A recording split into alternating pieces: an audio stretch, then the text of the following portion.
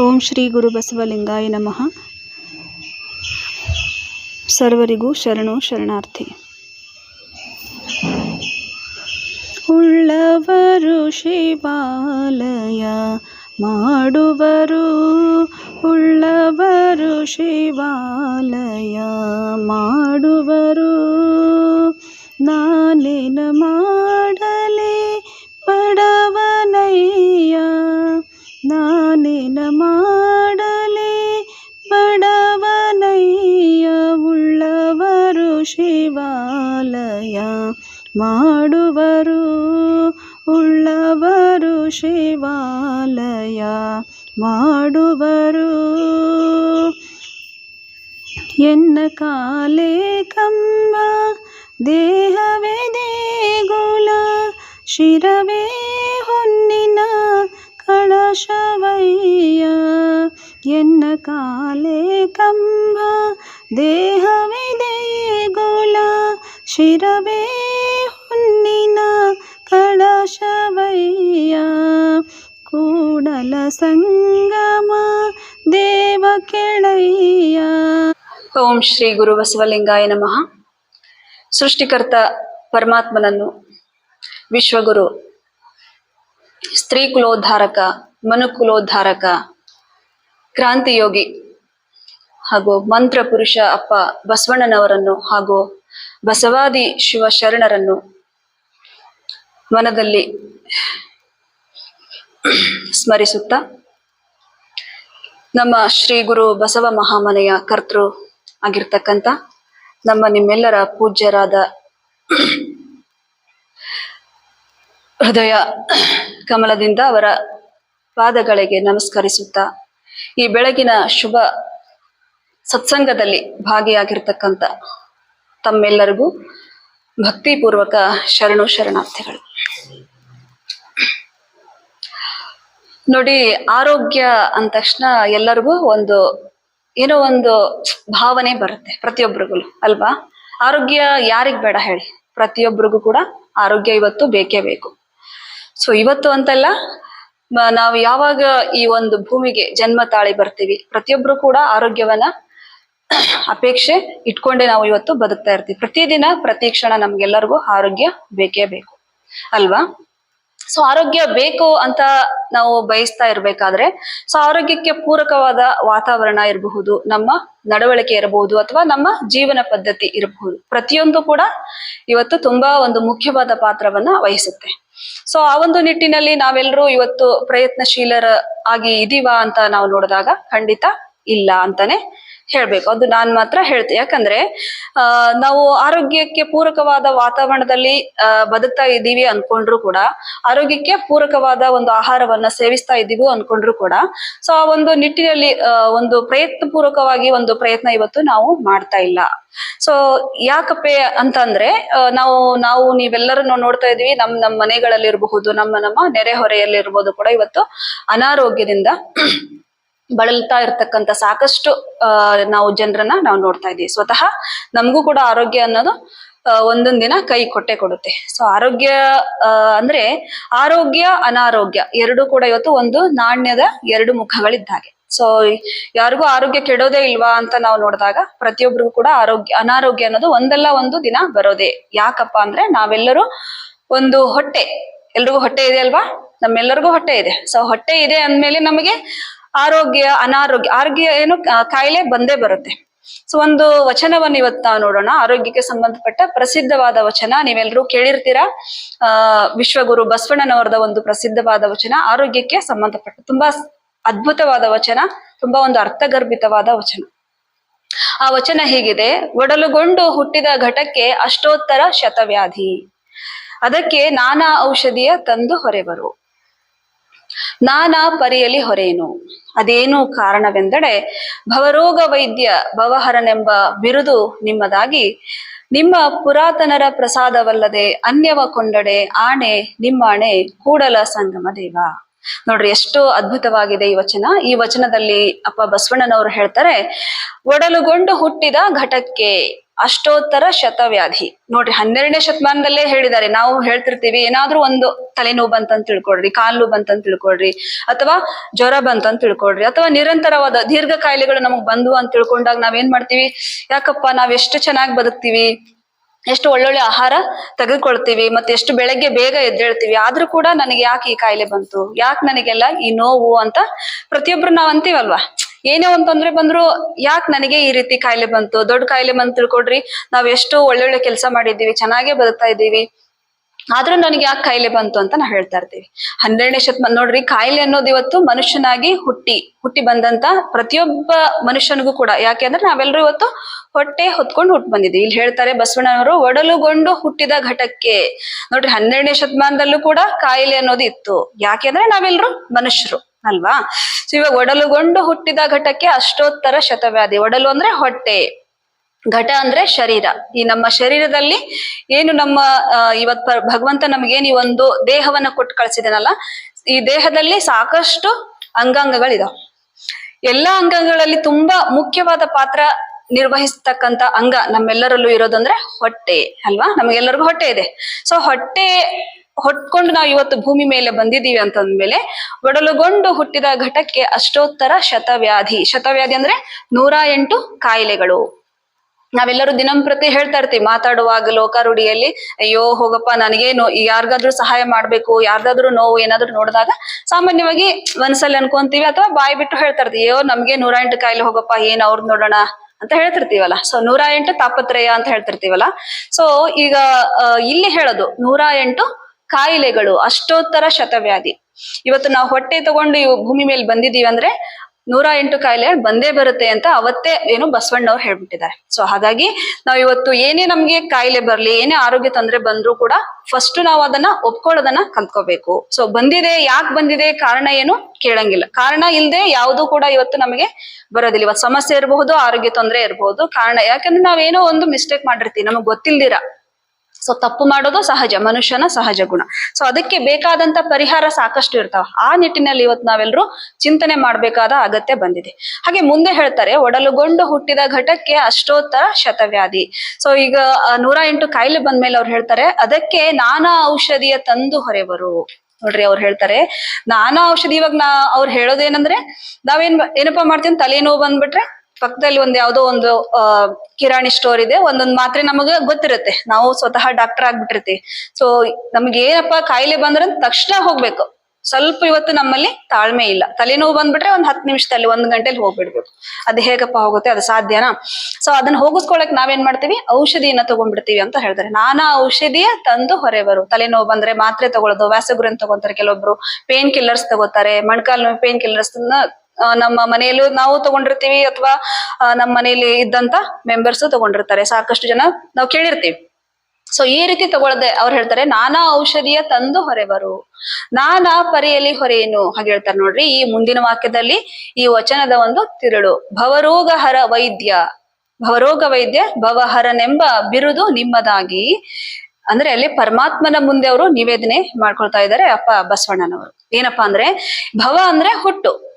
ಇವತ್ತು ನಮಗೆಲ್ಲರಿಗೂ ಹುಟ್ಟನ್ನ ಅಂದ್ರೆ ನಮ್ಗೆ ಈ ಪ್ರಪಂಚಕ್ಕೆ ತಂದಂತ ವೈದ್ಯ, ನೀನೇ ದೊಡ್ಡ ವೈದ್ಯ ಇರ್ಬೇಕಾದ್ರೆ ನಿಮ್ಮ ಪುರಾತನರ ಪ್ರಸಾದವಲ್ಲದೆ, ನಿಮ್ಮ ಪುರಾತನರು ಅಂತ ಇಲ್ಲಿ ಒಂದು ಶಬ್ದವನ್ನ ಬಸವಣ್ಣವರು ಬಳಸ್ತಾರೆ. ನಿಮ್ಮ ಪುರಾತನರು ಅಂದ್ರೆ 63 ಪುರಾತನರು ಅಂತಲ್ಲ. ಸೊ ನಿಮ್ಮ ಮನೆಗಳಲ್ಲಿ ಆಗಿ ಹೋಗಿರ್ತಾರಲ್ಲ ಅಜ್ಜ, ಅಜ್ಜಿ, ಮುತ್ತಜ್ಜಿ ಇವರೆಲ್ಲ ಏನಪ್ಪಾ ಮಾಡ್ತಾ ಇದ್ರು ನಾವು ಕೇಳಿರ್ತೀವಿ.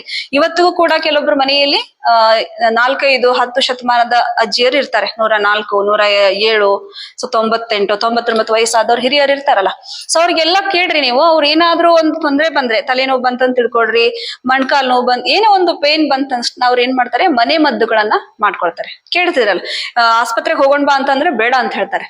ಇವತ್ ಮನೆಯಲ್ಲಿ ಮೊಮ್ಮಕ್ಕಳೆಲ್ಲ ತುಂಬಾ ಫೋರ್ಸ್ ಮಾಡಿ ಇವತ್ತು ಆಸ್ಪತ್ರೆಗೆ ಕರ್ಕೊಂಡು ಹೋಗ್ತಾ ಇದಾರೆ. ಕೇಳ್ತಿರಲ್ವಾ? ಅಂದ್ರೆ ಅವರು ಏನೇ ತೊಂದರೆ ಬಂದ್ರು ಮನೆ ಮದ್ದುಗಳನ್ನ ಮಾಡ್ಕೊಂಡು ಅವರು ತಮ್ಮ ಕಾಯಿಲೆಗಳನ್ನ ಹುಷಾರ್ ಮಾಡ್ಕೊಳ್ತಾ ಇದ್ರು. ಸೊ ನಾವು ಇವತ್ತು ಆ ನಿಟ್ಟಿನಲ್ಲಿ ಒಂದು ಪ್ರಯತ್ನವನ್ನ ಮಾಡ್ತಾ ಇಲ್ಲ. ಯಾಕೆಂದ್ರೆ ನಮಗೆ ಒಂದು ಕಾಯಿಲೆ ಬಂದಾಗ ಅದು ಹುಷಾರಾಗೋದಕ್ಕೆ ಒಂದು ಸಮಯವನ್ನ ಕೊಡ್ಬೇಕಲ್ಲ ನಾವು. ಸಮಯ ಕೊಟ್ರೆ ಮಾತ್ರ ಅದು ಹುಷಾರಾಗುತ್ತೆ. ತಕ್ಷಣ ಹುಷಾರಾಗಬೇಕಪ್ಪ ಅಂದ್ರೆ ನಾವು ಇಂಗ್ಲಿಷ್ ಮೆಡಿಸಿನ್ ತಗೋಬೇಕಾಗತ್ತೆ. ತಗೊಂಡ್ರೆ ನಿಮಗೆ ತಕ್ಷಣ ಹೋದಾಗ ಆಗುತ್ತೆ ಅಷ್ಟೇ, ಅದು ಹೋಗಿರೋದಲ್ಲ, ಒಳಗಡೆ ಬಚ್ಚಿಟ್ಕೊಂಡಿರುತ್ತೆ. ಸೊ ಅದಕ್ಕೆ ಇಲ್ಲಿ ಬಸವಣ್ಣವ್ರು ಹೇಳ್ತಾರೆ, ಇವಾಗ ನೋಡ್ರಿ ಅಷ್ಟೋತ್ತರ ಶತವ್ಯಾಧಿ ಬಂದಾಗ ನಾನಾ ಔಷಧಿಯ ಹೊರೆವರು ನಾನಾ ಪರಿಯಲ್ಲಿ ಹೊರೆಯೇನು. ಅದೇನು ಕಾರಣವೆಂದರೆ ಭಗವಂತನ ಮುಂದೆ ಅವ್ರು ಹೇಳ್ತಾ ಇದ್ದಾರೆ, ಭವವನ್ನು ಈ ಹುಟ್ಟನ್ನ ಕೊಟ್ಟಿರ್ತಕ್ಕಂಥ ಮಹಾವೈದ್ಯ ನೀನೇ ಇರ್ಬೇಕಾದ್ರೆ ನಾನು ನಿಮ್ಮ ಪುರಾತನರ ಪ್ರಸಾದವಲ್ಲದೆ, ಅಂದ್ರೆ ಅವರು 12ನೇ ಶತಮಾನದಲ್ಲೇ ಸಾಕಷ್ಟು ಶರಣರು ಬೇರೆ ಬೇರೆ ಕಾಯಕಗಳನ್ನ ಮಾಡಿಕೊಂಡು ತಮ್ಮ ಜೀವನವನ್ನ ನಡೆಸ್ತಾ ಇದ್ರು. ಅದು ಹೇಗೆ ಅಂದ್ರೆ ತುಂಬಾ ಆರೋಗ್ಯಪೂರ್ಣ ಜೀವನ. ಅದೇ ರೀತಿ ನಮ್ಮ ಮನೆಗಳಲ್ಲಿ ಹಿರಿಯರು ಹೇಗೆ ಇರ್ತಿದ್ರಲ್ಲ ಅದೇ ರೀತಿ ಗಟ್ಟಿಮುಟ್ಟಾಗಿರ್ತಿದ್ರು. ಯಾಕಂದ್ರೆ ಅವ್ರು ತೆಗೆದುಕೊಳ್ಳುವಂತ ಆಹಾರ ಕೂಡ ಅಷ್ಟು ಒಳ್ಳೆ ಆಹಾರವನ್ನ ತೆಗೆದುಕೊಳ್ತಾ ಇದ್ರು. ತೆಗೆದುಕೊಂಡಂತ ಆಹಾರಕ್ಕೆ ತಕ್ಕ ಹಾಗೆ ಅವರು ತಮ್ಮ ಶ್ರಮದಾನವನ್ನು ಕೂಡ ಮಾಡ್ತಾ ಇದ್ರು. ಇವತ್ತು ನಿಮ್ಮೆಲ್ಲರ ಜೀವನ ಹೇಗಿದೆ ಅಂದ್ರೆ ನಾವೆಲ್ಲರೂ ಕೂಡ ಇವತ್ತು ನಮ್ಮ ತಂದೆ ತಾಯಿಗಳು ಒಳ್ಳೆ ಶಿಕ್ಷಣ ಕೊಟ್ಬಿಡ್ತಾರೆ. ಶಿಕ್ಷಣ ಕೊಟ್ಟು ಒಳ್ಳೆ ಜಾಬ್ ಕೊಡಿಸ್ಬಿಡ್ತಾರೆ. ಎಂತ ಜಾಬ್ ಅದಂದ್ರೆ ಸುಮ್ನೆ ಏನೇನು ನಮ್ಗೆ ತೊಂದರೆ ಆಗಿರ್ಬಾರ್ದು, ತುಂಬಾ ಶ್ರಮನೇ ಆಗಿರ್ಬಾರ್ದು, ಸುಮ್ನೆ ಚೇರ್ ಮೇಲೆ ಕುತ್ಕೊಂಡು ಕೆಲಸ ಮಾಡ್ಬೇಕು ಅಂತ ಕೆಲಸಗಳನ್ನ ಇವತ್ತು ನಾವೆಲ್ಲರೂ ಹುಡುಕೋ ಪ್ರಯತ್ನದಲ್ಲಿ, ಧಾವಂತದಲ್ಲಿ ನಮ್ಮ ವೈಯಕ್ತಿಕ ಆರೋಗ್ಯ, ನಮ್ಮ ವೈಯಕ್ತಿಕ ಆರೋಗ್ಯದ ಕಡೆ ಇವತ್ತು ನಾವು ತುಂಬಾ ಗಮನವನ್ನ ಕೊಡೋದನ್ನ ಕಡಿಮೆ ಮಾಡ್ತಾ ಇದೀವಿ ಅಂತಾನೆ ಹೇಳ್ಬೇಕು. ಸೊ ಆ ಒಂದು ನಿಟ್ಟಿನಲ್ಲಿ ಇಂತಹ ಒಂದು ನಿಸರ್ಗ ಚಿಕಿತ್ಸಾ ಕೇಂದ್ರಗಳು ನಮಗೆ ಸಹಾಯ ಮಾಡ್ತಾವೆ. ಯಾಕೆ ನೀವು ಎಲ್ರು ಇವತ್ತು ಇಲ್ಲಿಗೆ ಬಂದಿದ್ದೀರಪ್ಪ ಅಂತಂದ್ರೆ ಆರೋಗ್ಯ ತೊಂದರೆ ಇದೆ. ಸೊ ಆರೋಗ್ಯ ತೊಂದರೆ ನಮಗೆ ಯಾಕಪ್ಪ ಬಂತು ಅಂತ ನೀವು ಯೋಚನೆ ಮಾಡೋದನ್ನ ಬಿಟ್ಟು ಆರೋಗ್ಯಕ್ಕೆ ಕಾರಣ ಏನು ಅನ್ನೋ ಕಡೆ ನಾವು ಇವತ್ತು ಚಿಂತನೆ ಮಾಡ್ಬೇಕಾದ ಅಗತ್ಯ ಇದೆ. ಸೊ ಯಾಕೆ ಅಂದ್ರೆ ಇವತ್ತು ನಮ್ಗೆ ತೂಕ ಜಾಸ್ತಿ ಆತಪ್ಪ, ಯಾಕೆ ಚಿಂತೆ ಮಾಡಿದಾಗ ನಮ್ಗೆ ಕೆಲವೊಂದು ಅಂಶಗಳು ಅಂದ್ರೆ ನಾವ್ ಯಾವ ತಪ್ಪು ಮಾಡಿದೀವಿ ಅಂದ್ರೆ ಏನ್ ತಪ್ಪು ಮಾಡಿರ್ತೀವಿ, ನಮ್ಗೆ ಇವತ್ತು ತೂಕ ಜಾಸ್ತಿ ಆತ ಅಂತಂದ್ರೆ ಆಹಾರವನ್ನ 3 ಹೊತ್ತು ಬೇಯಿಸಿದ ಆಹಾರವನ್ನ ತೆಗೆದುಕೊಂಡಾಗಿರಬಹುದು, ಅಥವಾ ತೆಗೆದುಕೊಂಡಂತ ಆಹಾರಕ್ಕೆ ತಕ್ಕ ಹಾಗೆ ನಾವು ಶ್ರಮದಾನ ಮಾಡದೇ ಇರಬಹುದು, ಅಥವಾ ವ್ಯಾಯಾಮ ಮಾಡದೇ ಇರೋದಿರಬಹುದು. ಸಾಕಷ್ಟು ಕಾರಣಗಳಿರ್ತಾವೆ ಇವತ್ತು ನಮ್ಮ ಆರೋಗ್ಯ ತೊಂದರೆಗೆ.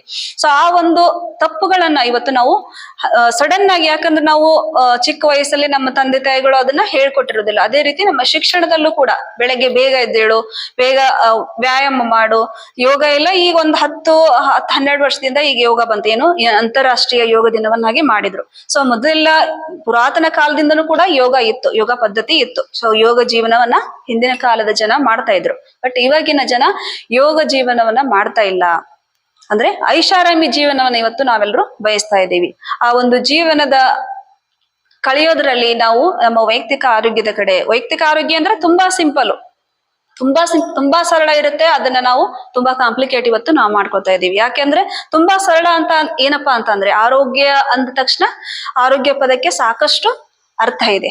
ಸೊ ಆರೋಗ್ಯಕ್ಕೆ ಮತ್ತೆ ಈಗೇನು ನೀವು ಚಿಕಿತ್ಸೆ ಬಂದಿದ್ದೀರಲ್ಲ ಈ ಉಪವಾಸಕ್ಕೂ, ಸೊ ಇದ್ರಲ್ಲೇ ಹೇಳ್ತಾರೆ, ಏನು ಬಸವಣ್ಣವ್ರು ಈ ವಚನದಲ್ಲೂ ಕೂಡ ಹೇಳ್ತಾರೆ, ಔಷಧಿ ತಗೊಂಡು ಹೋಗಂಗಿಲ್ಲ. ಅಂದ್ರೆ ಪುರಾತನರ ಪ್ರಸಾದ ಅಂದ್ರೆ ಮನೆ ಮದ್ದುಗಳಿರಬಹುದು, ಯೋಗ ಜೀವನ ಇರಬಹುದು. ಯೋಗ ಜೀವನ ಅಂದ್ರೆ ಏನು, ಪ್ರತಿದಿನ ಬೆಳಗ್ಗೆ ಯೋಗ ಮಾಡೋದಿರಬಹುದು. ನಾವು ಜೀವನ ಪದ್ಧತಿ, ನಮ್ಮ ದಿನಚರಿನೂ ಕೂಡ ಇವತ್ತು ನಮ್ಮ ಆರೋಗ್ಯದ ಕಡೆ ಹೆಚ್ಚು ಆರೋಗ್ಯದ ಮೇಲೆ ಒಂದು ಸಕಾರಾತ್ಮಕ ಪರಿಣಾಮವನ್ನ ಬೀರ್ತಾ ಇರುತ್ತೆ.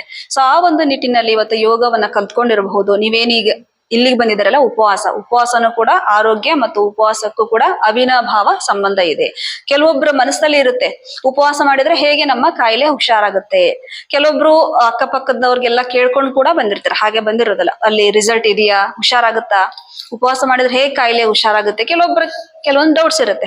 ಅದು ಖಂಡಿತ ಸುಮ್ನೆ ನಾನು ಈಗ ಉತ್ತರ ಹೇಳೋದಕ್ಕೆ ನೀವು ಕ್ವಶನ್ ಕೇಳಿದ್ರೆ ಅದು ಖಂಡಿತ ಅರ್ಥ ಆಗಲ್ಲ. ನೀವು ಸ್ವತಃ ಏನು ಉಪವಾಸ ಶುರು ಮಾಡಿದವ್ರಿಗೆ 2 ದಿನ 3 ದಿನ ಆದವ್ರಿಗೆ ಸ್ವತಃ ಅನುಭವಕ್ಕೆ ಬಂದಿರುತ್ತೆ. ಉಪವಾಸದಿಂದ ನಿಮ್ಮ ಬಾಡಿ ಏನಾಗುತ್ತೆ, ಲೈಟ್ ವೇಟ್ ಆಗುತ್ತೆ.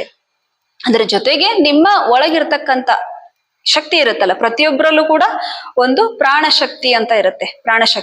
ಆ ಪ್ರಾಣ ಶಕ್ತಿ ಇರಬಹುದು, ಪ್ರತಿಯೊಂದು ರೀತಿಯ ಹಲವಾರು ರೀತಿಯ ಶಕ್ತಿಗಳು ನಮ್ಮೊಳಗಿರ್ತಾವ. ದೈಹಿಕ ಶಕ್ತಿ ಇರಬಹುದು, ಮಾನಸಿಕ ಶಕ್ತಿ ಇರಬಹುದು, ಎಲ್ಲಾ ಶಕ್ತಿಗಳು ಈ ಉಪವಾಸದಿಂದ ಜಾಗೃತ ಆಗ್ತವೆ. ಸೊ ಒಂದು ಚಿಕ್ಕ ವಿಷಯಗಳನ್ನ ನೀವು ಗಮನಿಸ್ಕೋಬೇಕು. ಈ ಒಂದು ಏನು ಉಪವಾಸ ಸಂದರ್ಭದಲ್ಲಿ ಏನ್ ಮಾಡ್ತಾ ಇರ್ತೀರಲ್ಲ, ನಿಮಗೆ ಕೆಲವೊಂದು ಬದಲಾವಣೆಗಳಾಗ್ತಿರ್ತಾವ ಒಳಗಡೆ. ಸೊ ಆ ಒಂದು ಬದಲಾವಣೆಗಳನ್ನ ಗಮನಿಸ್ತಾ ಆದಂತ ಬದಲಾವಣೆಗಳನ್ನ ಗುರುತಿಸ್ಕೊಂಡು ಅದನ್ನ ಸಂತೋಷ ಪಡೋದನ್ನ ಕಲ್ತ್ಕೋಬೇಕು. ನೋಡಿ, ನಿಮ್ಗೆ ಆಶ್ಚರ್ಯ ಆಗ್ಬೋದು, ಇವತ್ತು ನೀವು ಮನೆಗಳಲ್ಲಿದ್ದಾಗ ಏನ್ ಮಾಡ್ತೀರಿ, 3 ಹೊತ್ತು ಪ್ರಸಾದ ಸೇವನೆ ಮಾಡ್ತಾ ಇರ್ತೀರಿ. ಸೇವನೆ ಮಾಡಿದಾಗ್ಲೂ ಕೂಡ ನಿಮಗೆ ಅಶಕ್ತಿ, ಒಂಥರ ಆಲಸ್ಯ ಅಂತ ಇರುತ್ತೆ, ಆದ್ರೂ ಕೂಡ ಸುಸ್ತು ಅಂತ ಇರುತ್ತೆ. ಸೊ ಇವಾಗ ನೀವು 3 ಹೊತ್ತು ಊಟ ಬಿಟ್ಟಿರ್ತೀರಾ, ಒಳ್ಳೊಳ್ಳೆ ತಿಂಡಿಗಳನ್ನ ಬಿಟ್ಟಿರ್ತೀರ, ಅದೆಲ್ಲ ಬಿಟ್ಟರು ಕೂಡ ಇವತ್ತು ನೀವು ಚೆನ್ನಾಗೆ ನೋಡ್ರಿ, ನಿಮ್ ಎಲ್ಲರದ್ದು ಮುಖಗಳಲ್ಲಿ ಎಷ್ಟು ಒಳ್ಳೆ ತೇಜಸ್ ಇದೆ. ಆ ತೇಜಸ್ ಎಲ್ಲಿಂದ ಬಂತು? ಅದು ಯಾರು ಕೊಟ್ಟಿಲ್ಲ, ಇಲ್ಲಿ ಗುರುಗಳು ಕೊಟ್ಟಿಲ್ಲ, ನಾವು ಕೊಟ್ಟಿಲ್ಲ. ಅದು ಸ್ವತಃ ನಿಮ್ಮ ಪ್ರತಿಯೊಬ್ಬರಲ್ಲೂ ಕೂಡ ಆ ಒಂದು ಶಕ್ತಿ ಇದೆ. ಆ ಶಕ್ತಿಯನ್ನ ಜಾಗೃತ ಮಾಡುವಂತ ಏನು ಕೆಲಸವನ್ನ ನಮ್ಮ ಗುರುಗಳು ಮಾಡ್ತಾ ಇದ್ದಾರೆ. ಸೊ ಅದೇ ರೀತಿ ನೀವು ಇಲ್ಲಿ ಏನಪ್ಪಾ ಬಂದಿದ್ದೀರಿ, ನಿಮ್ಮ ಬೇರೆ ಬೇರೆ ತೊಂದರೆಗಳು, ಯಾಕಂದ್ರೆ ತೊಂದರೆಗಳು ಎಲ್ಲರಿಗೂ ಇರೋದೆ. ಯಾಕೆ ತೊಂದರೆ ಬಂತು ಚಿಂತೆ ಮಾಡ್ಲಿಕ್ಕೆ ಹೋಗ್ಬೇಡಿ. ಬಂದಂತ ತೊಂದರೆಗೆ, ಆರೋಗ್ಯ ತೊಂದರೆಗೆ ಸಾಕಷ್ಟು ಪರಿಹಾರಗಳಿರ್ತಾವು. ಅದು ಡಾಕ್ಟರ್ ಇಲ್ದೇನೆ, ಅಂದ್ರೆ ಇಂಗ್ಲಿಷ್ ಅಲೋಪೆಥಿಕ್ ಮೆಡಿಸಿನ್ ಇಲ್ದೇನೆ ನೀವು ಆರಾಮಾಗಿ ನಿಸರ್ಗದತ್ತ ಆಹಾರವನ್ನ ಸೇವನೆ ಮಾಡೋದ್ರ ಮೂಲಕ, ನಿಸರ್ಗದತ್ತ ನಿಮ್ಮ ಜೀವನ ಪದ್ಧತಿಯನ್ನ ಬದಲಾಯಿಸ್ಕೊಳ್ಳೋ ಮೂಲಕ ನಿಮ್ಮ ಆರೋಗ್ಯವನ್ನ ಸರಿಪಡಿಸ್ಕೊಳ್ಳಕ್ಕೆ ಸಾಕಷ್ಟು ಅವಕಾಶಗಳಿದೆ. ಆ ಒಂದು ಅವಕಾಶಗಳನ್ನ ಸದುಪಯೋಗ ಪಡಿಸ್ಕೊಂಡು ಇಲ್ಲಿ ಏನ್ ಕಲ್ತ್ಕೊಂಡು ಹೋಗ್ತಿರಲ್ಲ ಅದನ್ನ ಚೆನ್ನಾಗಿ ಬೆಳೆಸ್ಕೊಂಡು ಉಳಿಸ್ಕೊಂಡು, ಅದೇ ರೀತಿ ನೀವು ಯಾವ ರೀತಿ ಬದುಕ್ತೀರಿ, ನಿಮ್ಮನ್ನ ನೋಡಿ ನಿಮ್ಮ ನೆರೆಹೊರವರು, ನಿಮ್ಮ ಸ್ನೇಹಿತರು ಬದಲಾಗ್ಬೇಕು. ಮಹಾಮನೆಗೆ ಹೋಗಿ ನೋಡಿ ಅವ್ರು ಎಷ್ಟು ಚೆನ್ನಾಗಿ ಆಗ್ಬಿಟ್ಟಿದ್ದಾರೆ. ಏನು ಕೆಲವೊಬ್ರು ಹೇಳ್ತಾರೆ, ನೀವು ಹೋಗಿ ಇಲ್ಲೊಂದ್ 10 ದಿನ ಆಗಿ ಏನು ಹೋಗ್ತಿರಲ್ಲ ಮನೆಗೆ, ನಿಮ್ಮ ಸ್ನೇಹಿತರು ಹೇಳ್ತಾರೆ ಏನು ಎಷ್ಟು ಮುಖದಲ್ಲಿ ತೇಜಸ್ ಬಂದಿದೆ, ಚಾರ್ಮಿಂಗ್ ಬಂದಿದೆ ಅಂತ ಹೇಳ್ತಿರ್ತಾರೆ. ಸೊ ಆ ಒಂದು ಚಾರ್ಮಿಂಗ್ ನಿಮ್ಮ ಒಳಗಡೆ ಇದೆ. ಯಾಕಪ್ಪ ಅಂದ್ರೆ ನೀವು ಹೊಟ್ಟೆಗೆ ರೆಸ್ಟ್ ಕೊಟ್ರಿ. ಸಿಂಪಲ್. ಏನೇ ತೊಂದರೆ ಬಂದ್ರು ಕೂಡ ಇನ್ಮೇಲೆ ನೀವೇನ್ ಇಲ್ಲಿಂದ ಕಲ್ತ್ಕೊಂಡು ಹೋಗ್ತಿರಲ್ಲ, ಆರೋಗ್ಯ ತೊಂದರೆ ಬಂದಾಗ, ಆರೋಗ್ಯ ತೊಂದರೆ ಕೆಟ್ಟಿದೆ ಅಂತ ಹೇಳಿ ಮನಸ್ಸಿಗೆ ಬೇಸರ ಮಾಡ್ಕೊಳ್ಳದಿರ ಹೊಟ್ಟೆಗೆ ಒಂದ್ ಸ್ವಲ್ಪ ರೆಸ್ಟ್ ಕೊಡಿ. ಯಾಕಂದ್ರೆ 3 ಹೊತ್ತು ಬೇಯಿಸಿದ ಆಹಾರ ನಮಗೆ ಒಳ್ಳೆಯದಲ್ಲ. ಸೊ 30ರಿಂದ 40 ವರ್ಷ ಮೇಲ್ಪಟ್ಟವರಿಗೆ ಬೇಯಿಸಿದ ಆಹಾರ ಒಳ್ಳೇದು ಅಲ್ವೇ ಅಲ್ವಾ? ಅಲ್ಲ ಅಂತಂದು ನಿಸರ್ಗೋಪಚಾರ ತಜ್ಞರು ಹೇಳ್ತಾರೆ. ಸ್ವತಃ ನಾವೆಲ್ಲ ಅನುಭವಿಸ್ತಾ ಇದ್ದೀವಿ. ಯಾಕಂದ್ರೆ ರಾತ್ರಿ ಹೊತ್ತು ಬೇಯಿಸಿದ ಆಹಾರ ಬಿಡೋದ್ರಿಂದ ಸಾಕಷ್ಟು ಲಾಭಗಳಿದಾವೆ ಆರೋಗ್ಯದಲ್ಲಿ. ನಿರಂತರವಾಗಿ ಯಾರು ನಿರಂತರವಾಗಿ ಈ ಒಂದು ಅಭ್ಯಾಸವನ್ನ ಮಾಡ್ಕೊಳ್ತಾರೆ, ಈಗ ಪ್ರತಿ ಒಂದು ವಾರ ಇರಬಹುದು, 1 ತಿಂಗಳಿರಬಹುದು, ಅಷ್ಟಕ್ಕೆ ನಿಮಗೆ ಅದ್ರದ್ದು ಒಂದು ಪರಿಣಾಮ ಗೊತ್ತಾಗಲ್ಲ. ಯಾರು ನಿರಂತರವಾಗಿ ಈ ಪ್ರಾಕ್ಟೀಸ್ ಅನ್ನ ಮಾಡ್ತಾರೆ, ಪ್ರಾಕ್ಟೀಸ್ ಅಂದ್ರೆ ಏನು, ರಾತ್ರಿ ಬೇಯಿಸಿದ ಆಹಾರ ಬಿಟ್ಬಿಡೋದು. ಸೊ ಶ್ರಮದಾನ ಯಾರು ಮಾಡಲ್ಲ, ಅವರು ಚಿಕ್ಕ ವಯಸ್ಸಿನವರು ಬಿಟ್ರು ಒಳ್ಳೇದೇನೆ. ಬಿಡೋದು ಖಾಲಿ ಹೊಟ್ಟೆ ಬಿಡಬಾರ್ದು. ಏನು ಬೇಯಿಸಿದ ಆಹಾರದ ಬದಲಾಗಿ ಹಣ್ಣು ಹಂಪಲು, ಜ್ಯೂಸು, ಮಜ್ಜಿಗೆ ಇಂಥದನ್ನ ತೆಗೆದುಕೊಳ್ಳೋದ್ರಿಂದ ರಾತ್ರಿ ಒಂದ್ ಸ್ವಲ್ಪ ನಾವು ಹೊಟ್ಟೆಗೆ ರೆಸ್ಟ್ ಕೊಟ್ರೆ ನಮ್ಮ ಅಂಗಾಂಗಕ್ಕೆ, ಮೇನ್ ಅಂಗ ನಮ್ದ ಏನು ಲಿವರ್ ಇರುತ್ತೆ, ಲಿವರು, ಕಿಡ್ನಿ, ಇವುಗಳಿಗೆಲ್ಲ ಭಾರವನ್ನ ಕಡಿಮೆ ಮಾಡಿದ್ರೆ ನಮ್ಮ ಆರೋಗ್ಯ ತೊಂದರೆಗಳು ಸಾಕಷ್ಟು ನಾವು ದೂರ ಮಾಡ್ಕೋಬಹುದು. ಸ್ವತಃ ಬಿಟ್ಟು ನೋಡಿ 1 ತಿಂಗಳು ಅಥವಾ 3 ತಿಂಗಳು ನೀವು ಗುರಿ ಇಟ್ಕೊಂಡು 3 ತಿಂಗಳು ರಾತ್ರಿ ಬೇಯಿಸಿದ ಆಹಾರ ಬಿಟ್ಟು ನೋಡ್ರಿ, ನಿಮಗೆ ಆ ಒಂದು ಬದಲಾವಣೆ ಗೊತ್ತಾಗುತ್ತೆ. ಹೆಚ್ಚು ಆರೋಗ್ಯ ತೊಂದರೆ ಬರೋದಿಲ್ಲ. ಸೊ ಅಂದ್ರೆ ಒಟ್ಟಾರೆಯಾಗಿ ಹೇಳೋದು, ಈ ವಚನದಲ್ಲಿ ಬಸವಣ್ಣವರು ಏನೇ ಒಂದು ಕಾಯಿಲೆ ಕಸಾಲೆ ಬಂದಾಗ ಉಪವಾಸ ಅನ್ನೋದು ಅನಾದಿ ಕಾಲದಿಂದ ಸಾಕಷ್ಟು ವೈಜ್ಞಾನಿಕವಾಗಿ ಸಾಬೀತಾದಂತ ಪದ್ಧತಿ ಯಾವುದು? ಇದು ಉಪವಾಸ. ಸಾಕಷ್ಟು ವಿಜ್ಞಾನಿಗಳು ಕೂಡ ಸ್ವತಃ ಉಪವಾಸ ಮಾಡಿ ಇದನ್ನ ಪ್ರಯೋಗ ಮಾಡಿ ತಮ್ಮ ಮೇಲೆ ಪ್ರಯೋಗ ಮಾಡಿ ಸಾಬೀತಾದಂತ ಈ ಉಪವಾಸ ಪದ್ಧತಿ ತುಂಬಾ ಅದ್ಭುತವಾದ ಪದ್ಧತಿ ನಮ್ಮ ಗುರುಗಳು ಕಂಡು ಹಿಡಿದಿದ್ದಾರೆ. ಆ ಒಂದು ಉಪವಾಸವನ್ನ ಚೆನ್ನಾಗಿ ಕಲ್ತ್ಕೊಳ್ಳೋದಷ್ಟೇ ಅಲ್ಲ, ಅದನ್ನ ನಮ್ಮ ಜೀವನಕ್ಕೆ ಅಳವಡಿಸ್ಕೊಳ್ಳೋದು ಏನು ತುಂಬಾ ಸಿಂಪಲ್ಲು, ಏನು ಅದರಲ್ಲಿ ಕಷ್ಟ ಇಲ್ಲ. ನಮ್ಮ ದಿನಚರಿ ಇರಬಹುದು, ಆಹಾರ ತೆಗೆದುಕೊಳ್ಳುವಂತ ಪದ್ಧತಿ ಅಂದ್ರೆ ತೆಗೆದುಕೊಳ್ಳುವಂತ ಆಹಾರದ ಕ್ವಾಂಟಿಟಿ ಇರಬಹುದು. ಈ ಒಂದು ವಿಷಯವನ್ನ ಮತ್ತೆ ನಾಳೆ ನಾಡಿದ್ದು ಬೆಳಗಿನ ಚಿಂತನದಲ್ಲಿ ನಾವು ನೋಡೋಣ. ಒಟ್ಟಾರೆ ನಾವು ಏನು ನೀವು ಇಲ್ಲಿ ಬಂದು ಕಲ್ತ್ಕೊಳ್ತೀರಿ ಇದನ್ನ ಚೆನ್ನಾಗಿ ಪ್ರೀತಿಸ್ಬೇಕು. ಅಂದ್ರೆ ಇವಾಗ ನೋಡ್ರಿ, ಉಪವಾಸ ಅನ್ನೋದು ಯಾರು ಇಲ್ಲಿ ಬಂದಂತವ್ರಿಗೆ ನಾವು ಫೋರ್ಸಿಬಲ್ ಆಗಿ ಮಾಡಿಸುವಂತ ಪದ್ಧತಿ ಅಲ್ಲ. ಇದು ಸ್ವತಃ ನೀವು ಖುಷಿಯಿಂದ ಸ್ವಯಂ ಇಚ್ಛೆಯಿಂದ ಮಾಡುವಂತ ಪದ್ಧತಿ. ನಾವು ಆಸ್ಪತ್ರೆಗೆ ಹೋಗಿದ್ರೆ ಏನ್ ಮಾಡ್ತೀವಿ, ಏನೇ ಕಾಯಿಲೆ ಬಂದ್ರು ಅವರು ಇಂಜೆಕ್ಷನ್ ಕೊಡಲ್ಲ ಅಂದ್ರು 2-2 ಕರ್ಕೊಂಡ್ ಬಂದಿರ್ತೀವಿ ಜೊತೆಗೆ, ಅವ್ರು ನಮ್ ಕೈ ಹಿಡಿತಾರೆ, ಅವ್ರು ಚುಚ್ಚಿ ಬಿಡ್ತಾರೆ. ಸೊ ಆ ರೀತಿ ಕೊಡುವಂತ ಚಿಕಿತ್ಸೆ ಇದು ನಮ್ದಲ್ಲ. ಸೊ ಇದು ತುಂಬಾ ಪ್ರೀತಿಯಿಂದ ಮಾಡುವಂತ ಪದ್ಧತಿ, ಅದ್ಭುತವಾದ ಪದ್ಧತಿ ನಾ ಹೇಳ್ತೀನಿ. ಯಾಕಂದ್ರೆ ನಾ ಸ್ವತಃ ಅನುಭವಿಸ್ತಾ ಇದ್ದೀನಿ. ಆ ಒಂದು ಅನುಭವ ಏನಿದೆಯಲ್ಲ, ಇವತ್ತು ಬರೀ ಆರೋಗ್ಯ ಅಷ್ಟೇ ಅಲ್ಲ, ನಮಗೆ ಜೀವನ, ನಮ್ಮ ವ್ಯಕ್ತಿತ್ವನೇ ಬದಲಾಗುತ್ತೆ ಈ ಉಪವಾಸ ಪದ್ಧತಿ ಕಲ್ತ್ಕೊಳ್ಳೋದ್ರಿಂದ. ಒಳ್ಳೆ ಜಾಗಕ್ಕೆ ಬಂದಿದ್ರಿ, ಒಳ್ಳೆ ವಿದ್ಯೆಯನ್ನ ಕಲಿತಾ ಇದ್ದಾರೆ, ಕಲ್ತು ಅದರಲ್ಲಿ ಪ್ರವೀಣರಾಗಿ ಅಂದ್ರೆ ಏನು, ನಮ್ಮ ಜೀವನವನ್ನ ಒಂದು ಉನ್ನತ ಮಟ್ಟಕ್ಕೆ ತೆಗೆದುಕೊಂಡು ಹೋಗ್ಲಿಕ್ಕೆ ಉಪವಾಸ ಒಂದು ಮಹತ್ವವಾದ ಕಾರಣ. ಆ ಒಂದು ಉಪವಾಸವನ್ನ ಕಲ್ತ್ಕೊಂಡು ಚೆನ್ನಾಗಿ ಬಳಸ್ಕೊಂಡು ಉಳಿಸಿ ನಿಮ್ಮ ಜೀವನವನ್ನ ಸಾರ್ಥಕ ಪಡಿಸ್ಕೊಡ್ರಿ. ಸೊ ಅಂದ್ರೆ ಉಪವಾಸ ಇದ್ರೆ ನೀವು ಏನೆಲ್ಲಾ ಸಾಧನೆ ಮಾಡ್ಬೋದು. ಬರೀ ಆರೋಗ್ಯ ಅಷ್ಟೇ ಅಲ್ಲ, ನಿಮ್ಮ ಜೀವನವೇ ಬದಲಾಗುವಂತ ಸಂದರ್ಭ ಬರುತ್ತೆ. ಗೊತ್ತಿಲ್ಲ, ಪರಮಾತ್ಮ ತುಂಬಾ ಅದ್ಭುತವಾದ ಶಕ್ತಿಯನ್ನ ನಮ್ಮ ದೇಹಕ್ಕೆ ಕೊಟ್ಟಿದ್ದಾನೆ. ಆ ದೇಹವನ್ನ ಚೆನ್ನಾಗಿ ಒಳ್ಳೆ ರೀತಿಯಲ್ಲಿ ಬಳಸ್ಕೊಂಡು ಒಳ್ಳೆ ರೀತಿಯಲ್ಲಿ ನಾವು ಜೀವನವನ್ನ ಕಟ್ಕೊಂಡು ಪರಮಾತ್ಮನ ಕರುಣೆಗೆ ಪಾತ್ರರಾಗಿ ಮುಂದೆ ಹೋಗೋಣ ಅಂತ ತಿಳ್ಕೊಂಡು ಹೇಳ್ತಾ, ಇದಿಷ್ಟು ಇವತ್ತಿನ ಚಿಂತನ. ಸರ್ವರಿಗೂ ಶರಣಾರ್ಥಿ.